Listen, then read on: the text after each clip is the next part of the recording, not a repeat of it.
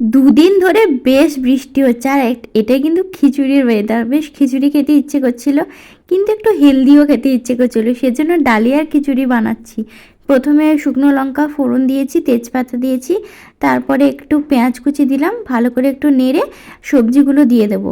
আর যা যা তোমাদের সবজি থাকে সবই দিতে পারো, মানে যেটা মনে আসে।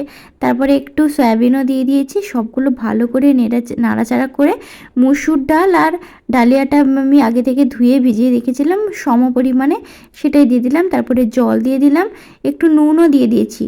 এইরকম একটা থিকনেস চলে এলে, সেদ্ধ হয়ে গেলে সব কিছু, একটু সামান্য একটু চিনি দিচ্ছি টেস্টের জন্য আর কি, একটু ভাজা জিরের গুঁড়ো দিয়ে দিলাম, আর ওপর থেকে একটু ঘি ছড়িয়ে দিলাম। আর এখানে আমি 2-4টে বেগুনিও ভেজে নিচ্ছি। আর বর্ষাকালে একটু ভাজাভুজি খেতে বেশি মন চায় আর কি। এই হচ্ছে আজকের খাওয়ার, ডালিয়ার খিচুড়ি, বেগুনি আর একটু স্যালাড। দারুণ।